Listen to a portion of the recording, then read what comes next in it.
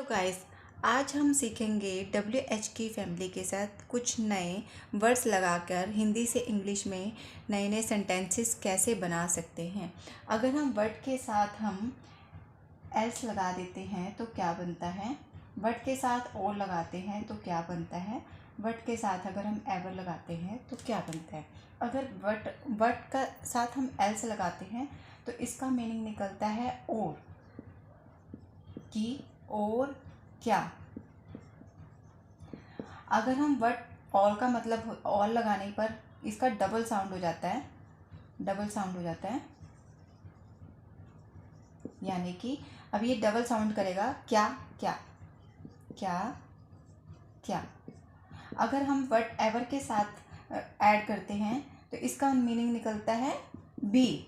Word का मतलब होता है क्या, और ये हमारा एफ्रीमेटिव में यूज़ होता है। एफ्रीमेटिव में वर्ड का मतलब होता है क्या, लेकिन जब हम वर्ड को हम एफ्रीमेटिव में यूज़ करते हैं, यस वाले वाक्यों में यूज़ करते हैं, तो इसका मतलब होता है जो, यानी कि यहाँ पे बनेगा इसका मीनिंग जो भी। आई होप गाइस कि आपको इस बात का समझ आया हो कि ये दोनों जो होते हैं ये हमारे क्वेश्चन वाले वाक्यों में यूज़ होते हैं और वर्ड एवर यूज़ होता है हमारा एफ्रीमेटिव वाले वाक्यों में, यूज़ होते हैं। आइए अब कुछ नए सेंटेंस बनाकर देखते हैं। अब जैसे हम ये कहें कि तुम कहाँ जाओगी, तुम कहाँ जाओगी।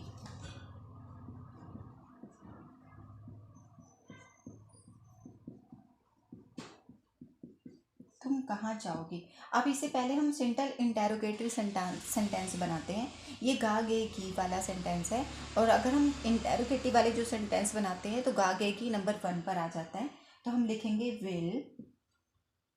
विल यू गो। अब हमें कहाँ लिखना है, तो वेयर हमारा सबसे फर्स्ट नंबर पे आ जाएगा। मैंने पिछली वीडियो में आपको बताया था कि वेयर जो WH की फैमिली होता है वो हमेशा हेल्पिंग वर्ब से पहले लग जाती है। Where will you go. अगर हम इसी सेंटेंस में ये लिख दें कि तुम और कहाँ जाओगी, और कहाँ जाओगी, तुम और कहाँ जाओगी, तो बहुत आसान है। बस इसके साथ हमें जोड़ना है where else will you go. अगर हम ये कहना हो कि तुम कहाँ कहाँ जाओगी, तुम, यहाँ पे ये डबल साउंड कर रहा है, तुम कहाँ कहाँ जाओगी। अब इसमें कुछ नहीं करना, बस हमें वेयर के साथ हमें ऑल लगा देना है। Where all will you go. I hope guys कि आपको समझ आई हो। आइए कुछ एक आध सेंटेंस और बनाकर देखते हैं कि अब जैसे कहा कि तुमने क्या देखा, तुमने क्या देखा। अब हमारा ये देखा से हमें पता चल रहा है कि हमारा ये पास्ट इंडेफिनिट का सेंटेंस है, और पास्ट इंडेफिनिट में हमें डिड का यूज़ करना होता है। तो यानी कि हमारे क्या वाले वाक्यों में डिड पहले नंबर पर आएगा, डिड, क्योंकि ये हमारी हेल्पिंग वर्ब है, और क्या वाले वाक्यों में हेल्पिंग वर्ब हमेशा नंबर 1 पर यूज़ होती है। डिड यू सी, और डिड जहाँ पर भी यूज़ होता है वहाँ पर हमारी ये वर्ब की फर्स्ट फॉर्म यूज़ होती है, डिड यू सी। अब हमें ये लिखना है क्या, तो हम यहाँ लिख देंगे what did you see. I hope कि आपको समझ आई हो कि ये सेंटेंस हमने किस तरह से बनाया है, what did you C.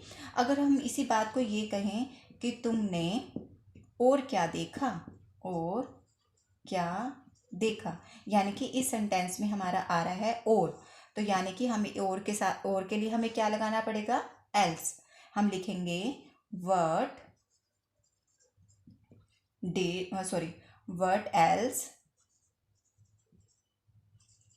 Did you see. अगर हम इसे ये कहें कि तुमने क्या क्या देखा, तुमने क्या क्या देखा, यानी कि ये यहाँ पे डबल साउंड कर रहा है। तो अब हम क्या लिखेंगे व्हाट के साथ, what all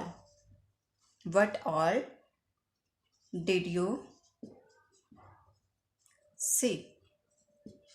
I hope guys कि आपको समझ आई हो कि मैंने 2 सेंटेंस बनाकर दिखाए हैं कि व्हाट एल्स और व्हाट ऑल हम किस तरह से अपने हिंदी से इंग्लिश के वाक्यों में इसमें यूज़ करते हैं। अब हम एफर्मेटिव वाला सेंटेंस देखते हैं, व्हाट एवर। व्हाट एवर तो हमने काफ़ी बार अपने लाइफ में, डेली लाइफ में बहुत ज़्यादा यूज़ किया हुआ है। अब यहाँ मैंने एक सेंटेंस लिखा है कि जो भी तुम चाहते हो। अब यहाँ देखिए, यहाँ पे लिखा है जो भी, यहाँ पे भी देखिए लिखा है जो भी, यानी कि व्हाट एवर को हम क्या बोलते हैं, जो भी तुम चाहते हो। अब इसे अंडरलाइन कर दिया। अब हम सिंपल सा बनाते हैं, तुम चाहते हो।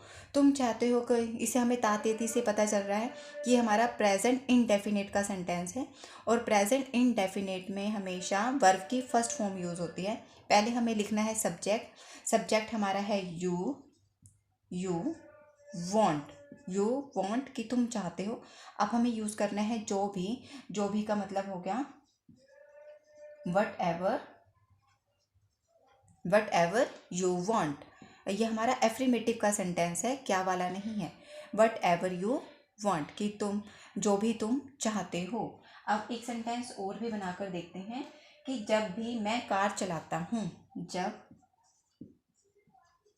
भी मैं कार चलाता हूँ। जब भी मैं कार चलाता हूँ। जब भी मैं, अब हम इसे अंडरलाइन कर देते हैं कि हमारा ये मेन पॉइंट है जिसे हमें यूज़ करना है। मैं कार चलाता हूँ, ता तू, इससे हमें ये पता चल रहा है कि हमारा प्रेजेंट इंडेफिनिट का सेंटेंस है। तो हम बनाएंगे आई, वर्ब की फर्स्ट फॉर्म लगेगी। आई के साथ हमेशा वर्ब की फर्स्ट फॉर्म लगती है। I drive a I drive a car. I drive a car. अब हमें इसे यूज़ करना है। इसका जब भी इंग्लिश में बोलते हैं व्हेन। व्हेन का मतलब होता है कब, और जब हम इसे एफर्मेटिव में यूज़ करते हैं, व्हेन का मतलब होता है कब, लेकिन जब ये क्या वाला वाक्य होता है। लेकिन जब हम व्हेन का यूज़ हम एफर्मेटिव का जो यस वाले वाक्य होते हैं तो हम उसमें यूज़ करते हैं, तो इसका मतलब होता है जब। एफर्मेटिव में इसका अंत होता है जब, यानी कि हम यहाँ लिखेंगे when ever when ever I drive a car, कि जब भी मैं कार चलाता हूँ। आई होप गाइस कि आपको समझ आया हो। अब जैसे कुछ वाक्य हम और हिंदी से बनाते हैं, जो भी तुम खा रहे हो, जिसे भी तुम बुलाओगे, इस तरह के जो वाक्य होते हैं उसमें हम भी को यूज़ करने के लिए हम एवर का यूज़ करते हैं। आई होप गाइस कि आपको समझ आई हो। वट एल्स का मतलब होता है और, वट ऑल का मतलब होता है वो डबल साउंड करता है। वट एवर यूज़ होता है एफर्मेटिव सेंटेंस में भी। आई होप कि आपको मेरी वीडियो समझ आई हो। थोड़ी सी भी पसंद आती है तो प्लीज़ लाइक एंड सब्सक्राइब करना ना भूलें। Thank you.